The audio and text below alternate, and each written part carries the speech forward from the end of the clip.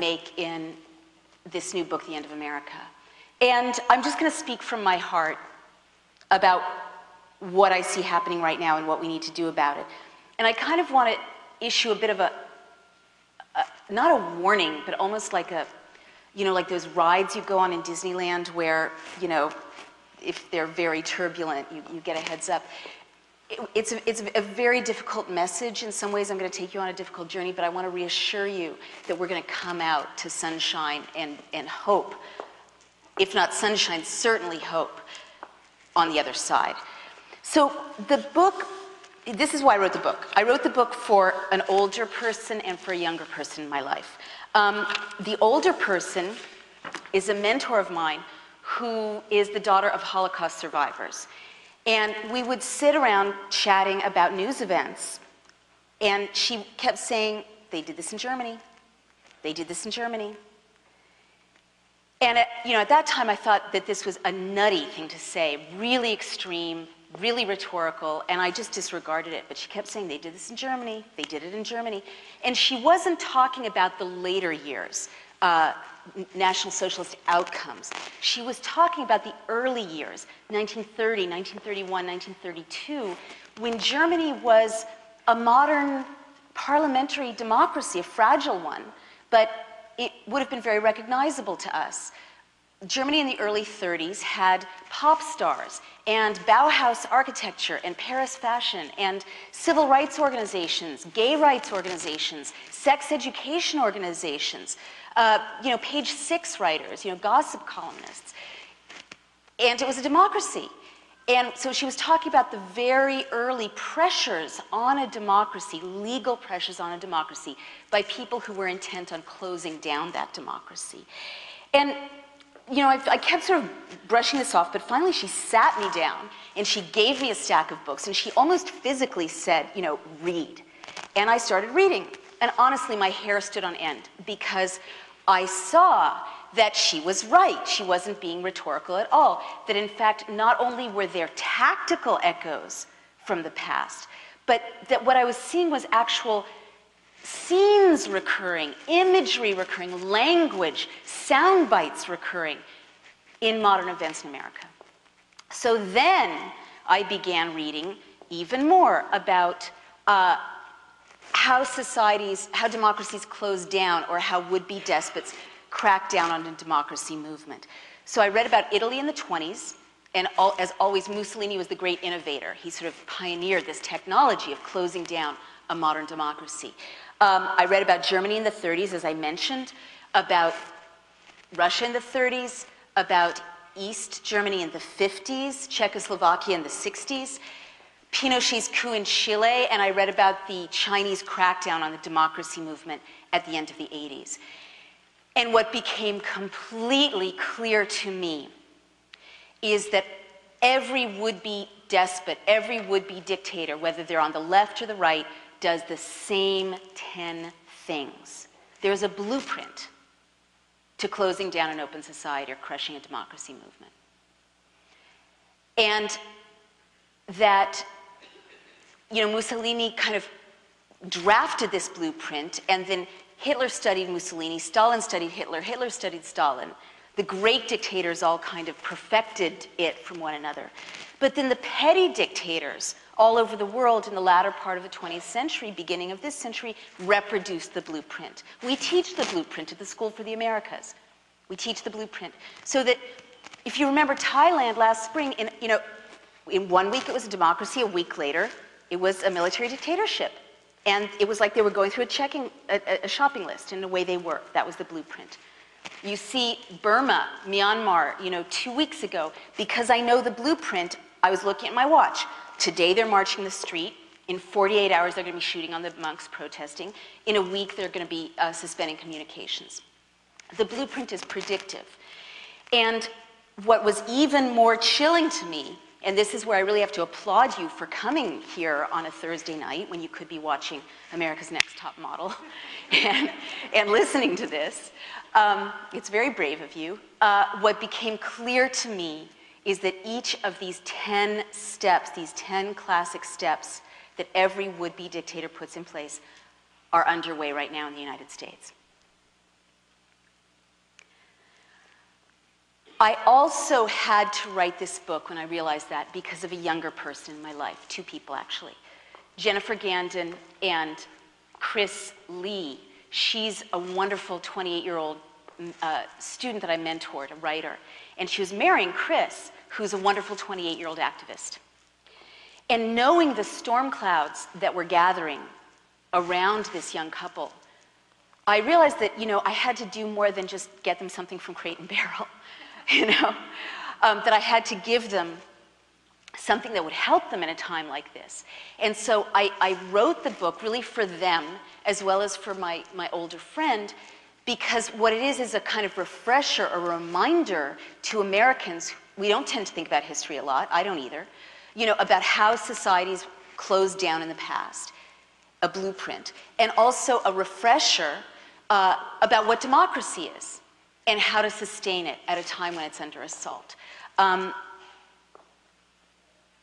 So that's why I wrote this book. And actually, Chris's own story is kind of very moving to me because his mom was 28 herself when she took the 4-month-old Chris in her arms and fled Vietnam to get into a boat and sail across the ocean as a refugee, as a boat person, to arrive in this country because she understood liberty the way the founders understood liberty. It's an understanding we've kind of gotten lazy about. She understood that it was worth risking her life and her child's life to raise her baby in liberty, in freedom. So that's the kind of consciousness we have to remember now in order to fight back against the kind of pressures that I'll be describing. So what are these 10 steps? And by the way, before I tell you the 10 steps, I just want to invoke something that was kind of amazing to me to discover. Civics is so boring, right? How many of you took civics in middle school or high school? Show of hands? That's pretty good, but it's still like half of the audience, and this is a self-selected, engaged audience. People don't take civics anymore. It's not mandatory anymore. So there's this whole generation coming up that really doesn't know what democracy is. But what we're not taught, we're sort of given this Hallmark card view of the mood the founders were in when they drafted the Constitution, the Bill of Rights. It's like freedom, confident, expansive. That is not true. When you go back and read the founding fathers, there were mothers too, but they were disenfranchised. Took a while for, us to get included. You see that they were writing in a state of dread and fear because the founders knew in their bones that an American despot could easily arise in America to oppress Americans. They knew it. They knew it from their own experience. They had fled, or their parents had fled, countries where, like in England, Tom Paine was tried for sedition, for writing The Rights of Man. He could have been hanged by the Crown for writing that book. Countries where Quakers were tortured by the state for their beliefs. That's why they came to Philadelphia. And so the founders, in their hearts, in their lived experiences, knew what tyranny was. And so they wanted to create a place where you were safe from that kind of oppression. And that's why they set our system of checks and balances as they did. Checks and balances, what a boring term, right? We are not taught that this system is this sexy, passionate, amazing, inspiring concept, this radical vision of human self-determination. But they knew without a doubt that it was human nature to abuse power if power was unchecked, and that was why these checks and balances were so important. So what are these 10 steps that so profoundly assault the founders' vision and put us at risk? The first thing every would-be dictator does is to invoke a terrifying internal and external threat. And very often this threat can be real, and they'll hype it or use it manipulatively. For example, Stalin talked about sleeper cells. Who's heard that term in the last 6 years? Right? Right. Now, had you heard that term in the 80s or 90s? I hadn't. What are sleeper cells? Stalin said sleeper cells are capitalist agents, meaning us, capitalist terrorists, who were dressing like Soviet citizens, acting like Soviet citizens, hiding among good Soviet citizens sneakily, waiting for the moment, perhaps for years, when at a signal they would rise up and create anti-Soviet terrorist mayhem, right? So this was a hyped threat, didn't exist. It's a narrative that recurs, and what you'll see in what I'm sharing with you is that it's almost like someone in the Bush administration has gone back and seen what worked and just basically lifted those images, that language. Homeland, Heimat, right? Embedding of journalists. Goebbels pioneered the embedding of journalists. Leni Riefenstahl was embedded with troops going into Poland. Take a look at Mission Accomplished and take a look at the scene in Triumph of the Will where the Fuhrer is descending in a plane and greeted by his uniformed staffers, and he says, we need your support in accomplishing our mission. So many echoes. I mean, I started feeling this feeling of deja vu when I was like, okay, people are burning Dixie Chicks CDs. CDs don't burn. They like emit toxic smoke. Why is this so familiar? And of course, Goebbels in 1933 staged spontaneous gatherings of students where they burned books. And again, you see these echoes. So Stalin's was a hyped threat, but Pinochet told Chileans in 1973 about a real threat. There were really armed insurgents, but then he hyped it with fake documents, which is something despots often do. And remember, we saw fake documents when the White House showed the yellow cake documents, that there's a whole book saying everyone's like, no, they're fake, they're fake. But they said, oh, Niger is buying uranium. I'm sorry, Iraq is buying uranium from Niger. We can't wait for the smoking gun to come in the form of a mushroom cloud. And so we were duped into invading Iraq. So similarly, Pinochet held up what he called Plan Z, fake documents that purported to show that these armed insurgents were going to blow up all this infrastructure and assassinate all these leaders at once. Fake, but it terrified Chilean citizens so that they didn't fight hard for their democracy when the coup was attempted. The second thing a would-be despot always does is to create a secret prison system where torture takes place that is outside the rule of law. And very often, they will also establish military tribunals that strip prisoners of due process. Again, Lenin was the innovator this time, but Mussolini studied Lenin and developed his system called Confino. Hitler studied Stalin and developed the People's Court system. I beg your pardon, Hitler studied Mussolini with the People's Court system, and Stalin studied Hitler. And so what happens when you have a military tribunal system and a secret prison system outside the rule of law where torture takes place is that it starts to put pressure on the rest of civil society. And I'll tell you how. Now, this is really difficult. But this is like, I've started to offer $50,000 for anyone who can do this, even though I don't happen to have $50,000 handy. But I invite you to name a society that created a secret prison system outside the rule of law where torture takes place that didn't sooner or later turn the abuse against its own citizens. So why should we worry about the fact that brown people with Muslim names on this far-off island are being tortured? The White House says we don't torture. It's a lie. They're being tortured systemically. People in US-held prisons in Iraq are being tortured. People at black sites are being tortured. Why should it bother us? I mean, my brother's a really decent guy, but he said, that's not my issue before he read my argument. And so apart from the moral issue, why should we worry that the state has legalized torture? The reason we should worry is that in what I call a fascist shift, and I use that term very conservatively, I use it technically, not rhetorically. There are many definitions of fascism. My dictionary definition is when the state starts to use terror against the individual in an effort to push back democracy.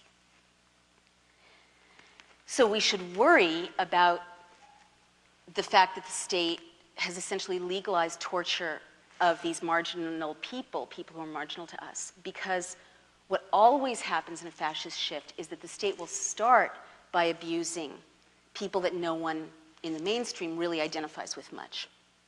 You know, in Germany, it was anarchists, communists, homosexuals, Jews,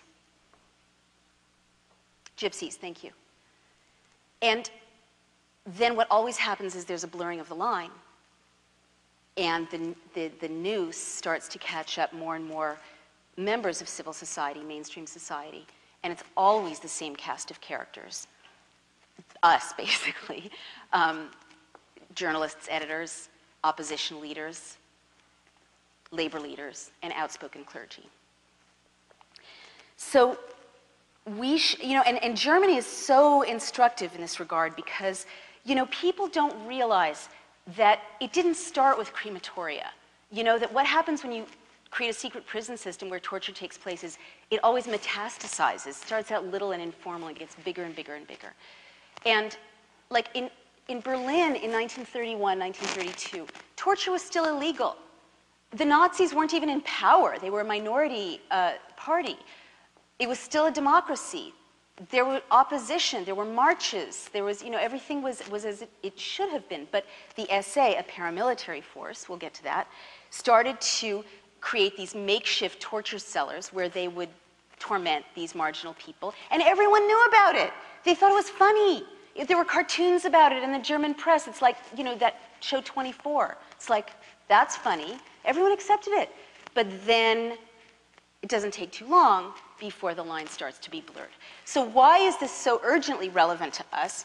Most Americans don't realize that the president now claims the power to say to any one of us, what's your name? Raul, you're an enemy combatant. Or let's find someone who really looks like a soccer mom, a Republican soccer mom, okay? Republican, you have a really nice purse. Republican soccer mom. Yes, yes. Pardon me? Anne, enemy combatant. No, it doesn't matter. You can be innocent. You can be Republican. You can be a devoted, evangelical. It doesn't matter. Enemy combatant is a status offense. Your innocence does not protect you. Your party affiliation does not protect you. And if he says, and Naomi, enemy combatant, it's like Mother May I. If he, on his say-so alone, he can name you or me an enemy combatant, and they can't torture us yet, but they can take us to a Navy brig, to a 10 by 12-foot cell, and keep us in American citizens, innocent American citizens, in solitary confinement for up to 3 years, making it difficult for us to see our families, to contact our lawyers, difficult to have charges filed, okay? It's what they did to Jose Padilla. Now, he was not so great, but they can do it to any one of us. Now, what psychiatrists know is that prolonged isolation, solitary confinement, makes healthy, sane people insane. So we're at this kind of incredibly fragile moment because democracies don't close down like that in a kind of steady progressive line. They close down more in what Malcolm Gladwell would call a series of tipping points. And so, and then there reaches a point at which democracy can no longer heal democracy. But that point comes really fast when it comes. So the first time that the state made it legal to torture people, that was one of those vertical lines. And the first time that this kid was tasered in Florida, I think that was one of those vertical lines. I was not surprised to find that he was tasered at the University of Florida. I know, it's not appropriate for kids. I'm sorry. It's not. I know. I don't let my daughter listen. I don't. It's like she has to watch America's Next Top Model off the record. The daughter of the beauty myth does watch America's Next Top Model, the beauty myth author. But when this kid was tasered, I wasn't surprised to learn, because I was reading Goebbels, that it took place at the University of Florida, which is answerable to the Board of Regents, which is answerable to the state legislature, which has close ties to Jeb Bush. Because Goebbels pioneered this practice of using state legislatures to put pressure on state universities to jeopardize and put pressure on academics and students. But that was one of those vertical lines. And for me, you know, everyone in a closing society has their own boundary at which point they start to shut up. So I'm still talking to you in public, in this public place, and you're still here. I applaud you. For me personally, the day I open the New York Times and read that someone I identify with, an editor, a journalist, has been named an enemy combatant and is in solitary confinement, that's the day I'm not going to be talking to you anymore. Because at that point, I will be too scared.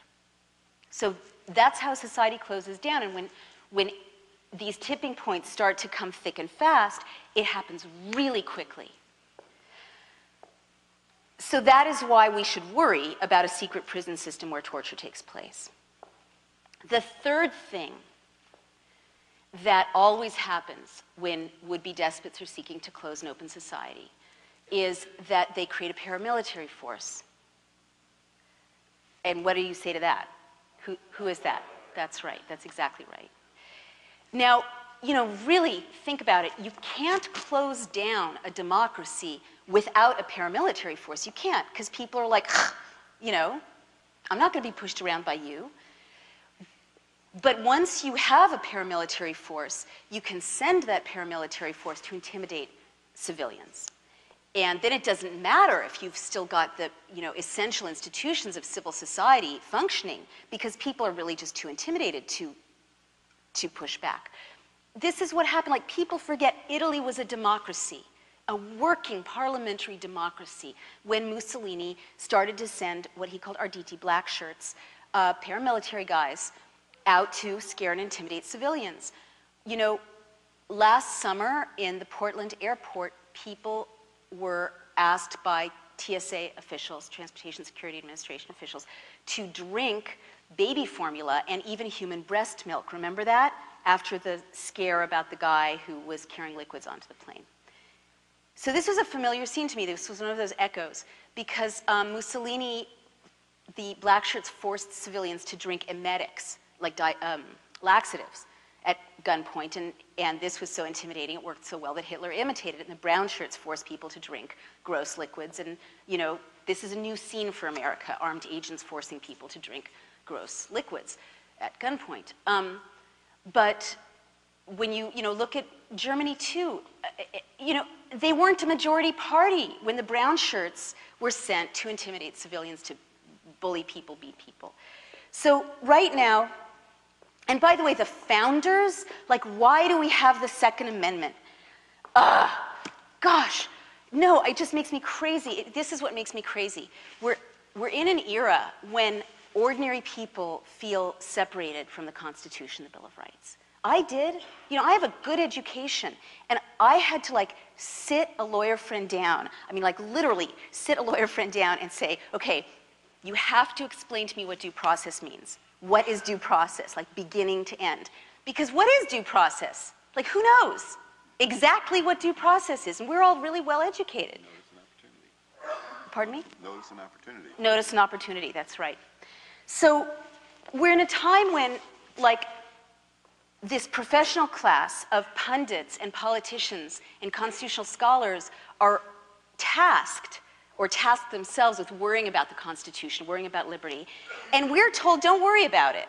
You know, it's not your business. So I didn't even know how the Second Amendment worked or why it protected me until I did this reading, and the founders knew the danger that a paramilitary force poses to civilians, because King George's men were wandering around bullying colonists, breaking into their homes.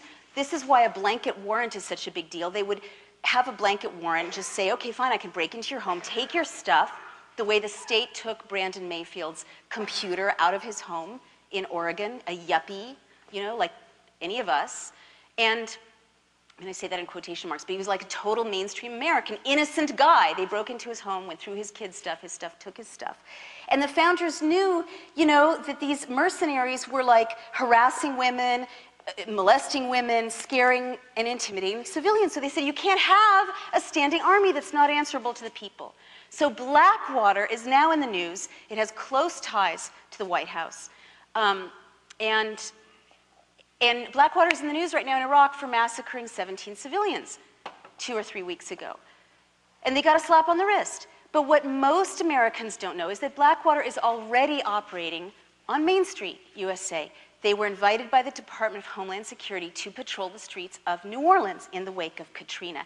And they just got a $1 billion contract to work more intimately in the United States. Their business plan calls for increased deployment in America in the event of a natural disaster or a public emergency.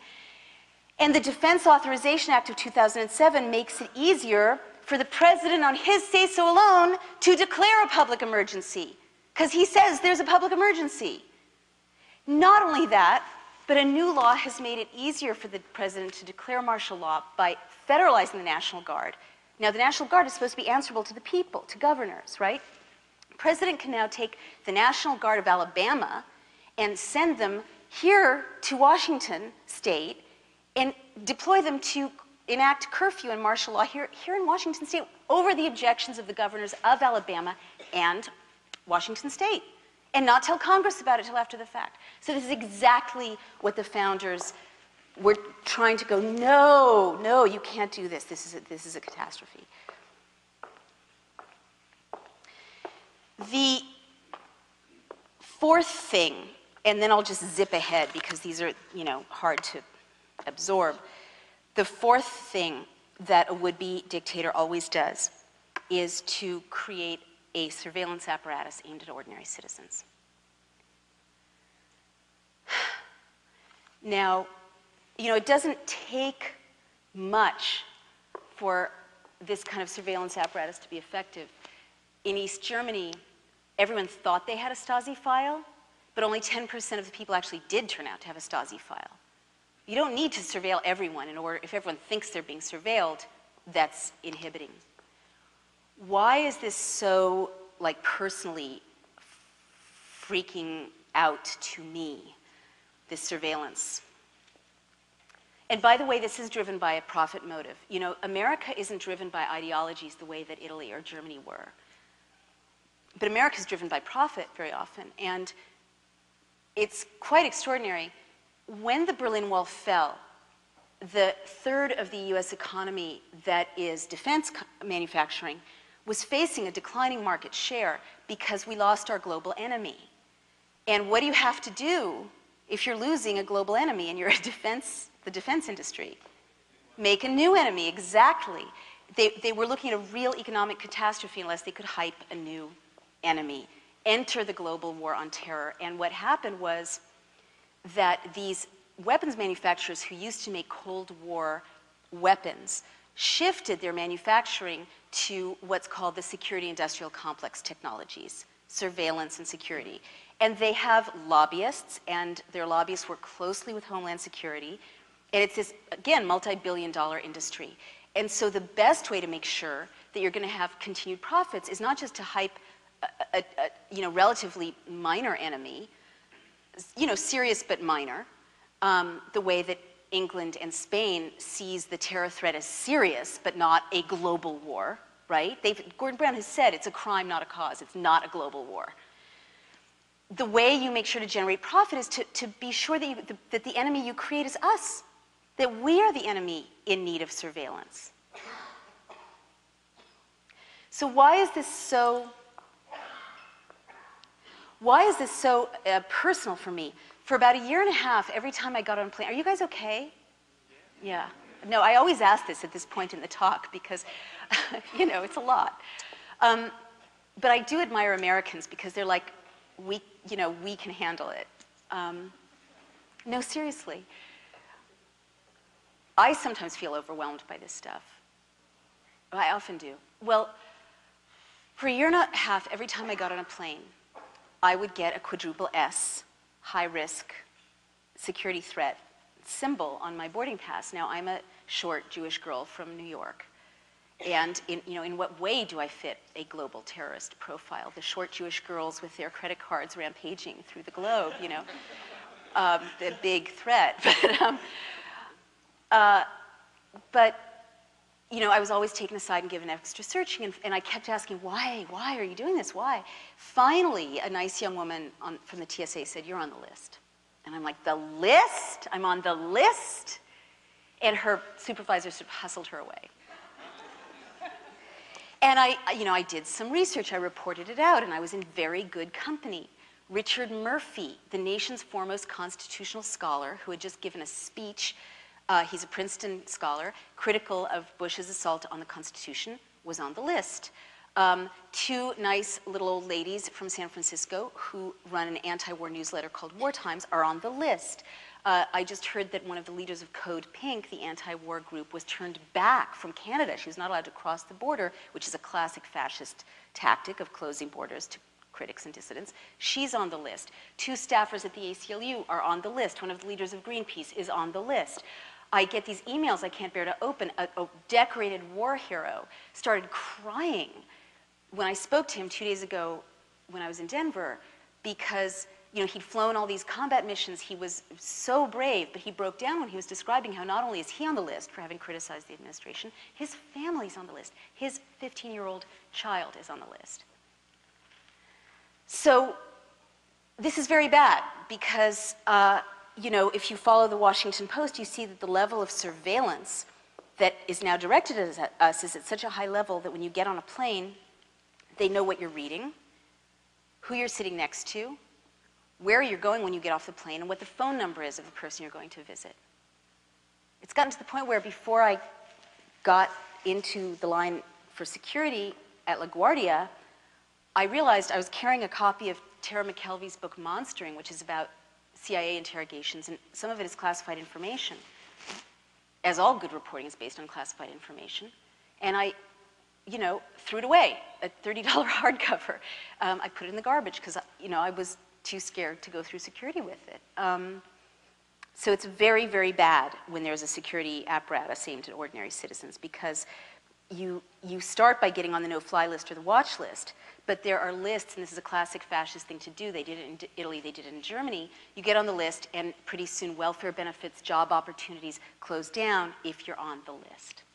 And other unpleasant things happen. When I got to Vermont, where I was copy editing this book, I had my computer inside my suitcase, and I got to my hotel room, and I unzipped my suitcase, and on top of my computer was a letter from Homeland Security in my suitcase. So it's not good. So I'm going to just zip through some of the other steps. The fifth thing you do in closing down an open society is arbitrarily detain and release citizens. You infiltrate citizens' groups. The ACLU has many lawsuits against the infiltration of ordinary groups here in Seattle. I'm sure anti-war groups, environmental groups, total non-terrorist groups are, if it's typical of the rest of the country, being infiltrated by police or intelligence agents who dress like you or me. In fact, they're possibly here tonight. And no, seriously, hello. Yes, right? And you infiltrate citizens' groups, and that's an important piece in breaking down democracy, because then citizens don't have the trust level of working effectively together. You target key individuals. I mean, there's some amazing examples of this, and again, I keep getting emails every day. Everyone from the JAG military lawyers, these patriotic lawyers, probably most of them Republicans, who were told to sell out their clients, the detainees, and refused to because they're lawyers. They're not allowed to do that. It would violate their oath. And their careers were derailed. To Bill Maher, who said one thing, and pressure was put on CBS, was it CBS, on his parent company to fire him. To Dan Rather, who just brought a $70 million lawsuit against Viacom for being ousted because of White House pressure. This is, again, a Goebbels tactic that you target key individuals, people in the press, academics, people in the media, performers, the Dixie Chicks, so that people see that you crash and burn or there are repercussions if you stand up. You restrict the press is the next step, and the classic example of this is, remember the Swift banking story when the New York Times under executive editor Bill Keller reported this classified program that the White House was following banking, financial records. So there was this drumbeat from the White House, treason, treason, treason, right? They should be prosecuted under the Espionage Act. And Melanie Morgan actually called for a prosecution for treason, and one of the consequences of a conviction for treason is execution. And she's like, whatever, that's fine. So this was really scary to me because I was reading, in a strong democracy, that's just hype, that's just language. It's just like, oh, God, they're at it again, the right wing. But in a weakening democracy, it starts to get not so funny. And really not funny when you're reading Stalin, and you find out that in 1937, Nikolai Bukharin, who actually was the publisher of Izvestia, which was the equivalent of the New York Times for Russia at that time, was charged with treason and actually executed in the Third Moscow Show trial. And this espionage, what happens in a closing society is there starts to be a drumbeat of words like terrorist, enemy of the people, sabotage, espionage, treason. And the definition of terrorist or traitor or spy starts to expand and expand, entangling more and more people, more and more criminalization of speech. So, for instance, the blueprint is so predictive. Because of what I know about the blueprint, I could tell when a law was passed last fall, expanding the definition of terrorist to include animal rights activists, I knew that within about 6 months, people who looked like the boy or girl next door would be called terrorists and prosecuted. And that's exactly what happened by about March, about 6 months later. By the same token, we were talking about the blurring of the line and how predictive it is. You know from history that the first people to be tried under the Military Commissions Act are likely to be white and English-speaking. And in fact, David Hicks, a white English-speaking prisoner, was among the first to be tried by the military commissions. It's so predictive that the tasering of this kid happened right, like according to the clock. So, there's this drumbeat, espionage, there was this drumbeat to charge people who released or revealed classified information with the 1917 Espionage Act. This sounds sensible. We're at war. You don't want spies. But the history of the Espionage Act, and I didn't know this until I read about it. The Espionage Act was last used during the drumbeat running up to the Great War, the First World War. And it was used to round up people like us, again, critics, anti-war activists, journalists, people who were fighting child labor without warrants, mass arrests, people were beaten, and Eugene Debs got a 10-year sentence under the Espionage Act for giving a speech about the Constitution. And the Espionage Act arrests quieted dissent in this country for a decade. So it is not a happy thing, the invocation of the Espionage Act against Bill Keller. And, and there are other examples of horrible things happening to journalists. Greg Palast, who wrote Armed Madhouse, was investigated by Homeland Security.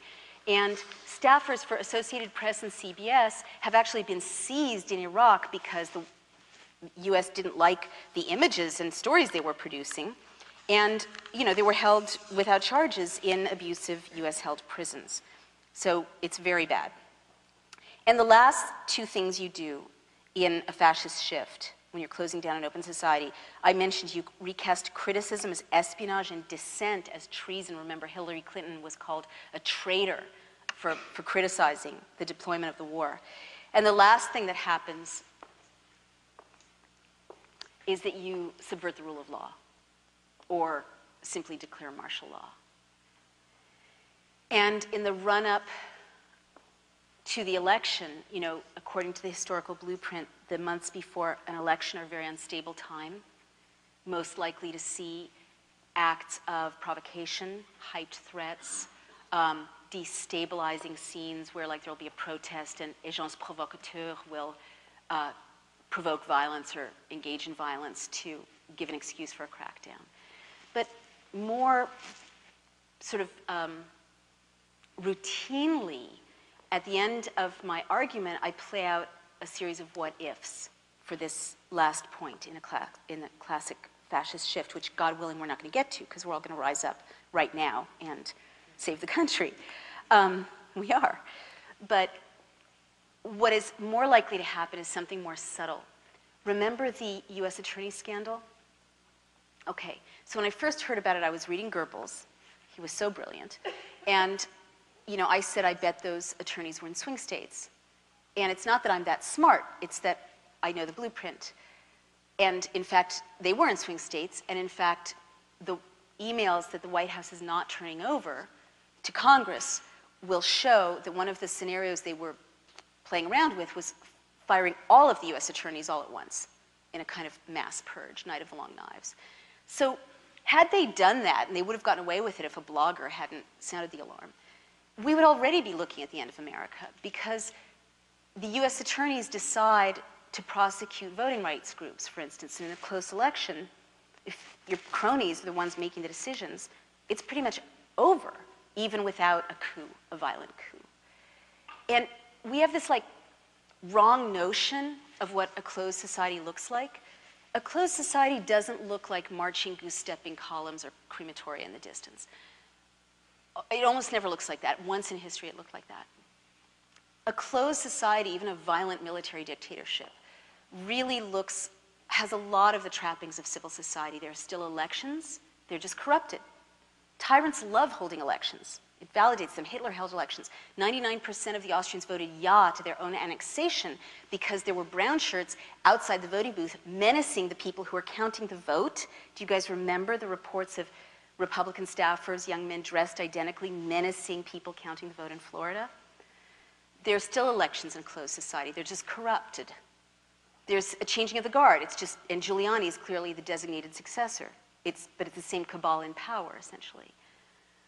There's still a judiciary in a closed society. They're just not free to adjudicate freely and go against the regime. There's still academics. They're just watching what they say. There's still newspapers. You just know exactly how far to push an inquiry. So at the end of this scenario, there are a series of what-ifs that are very plausible to close down our society further leading up to the election. So now I've completely bummed you out. So now I'm going to shift to what we can do, what we have to do. I mean, this is a really important moment because the window is closing. But history shows that at a moment like this, if millions of people wake up in time and push back, they can push democracy forward and unseat tyrants. And there are amazing, inspirational stories that are evidence of this in the democracy movements that brought down the Berlin Wall, people power in the Philippines. All over the world, when millions of people push back, they can unseat tyrants, especially in a weakened democracy like ours that is still not closed. But it takes a democracy movement right now. We have no time to waste. It takes millions of people rising up and insisting on restoring the rule of law. Now, when I first started talking about these issues, I thought we could do it legislatively alone. And a few other leaders, or a few leaders and myself, started what is called the American Freedom Campaign, which is a grassroots democracy movement aimed at confronting these abuses and restoring democracy in time to save us. And we started out with nothing, and now we have almost 5 million members in our various partner organizations. And we're aiming at 10 or 20 million. And we got commitments from all the candidates to restore the Constitution. All the candidates on the Democratic side, Hillary and Obama, were the last holdouts, but they just signed or gave language. And now we're going to the Republicans. Only Ron Paul has signed right now. Yeah, I know. But this is not enough, I now realize.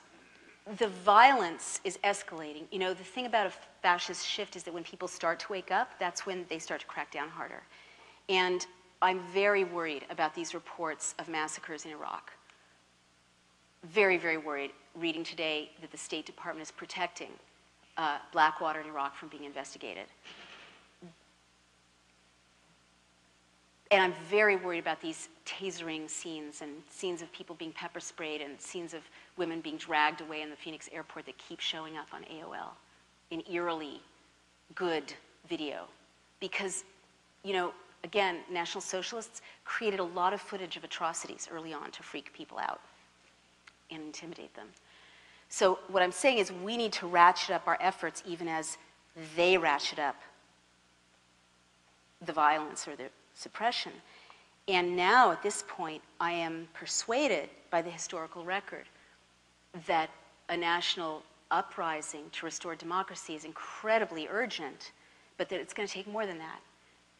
And I never thought I'd say this. I didn't think impeachment was a good idea when I began this journey because it's so destabilizing. But what we're faced with if we don't is so much more destabilizing. I think there's no alternative, and history shows that it's not enough to impeach criminals and murderers, that you have to put them behind bars. So I think we need to prosecute for treason.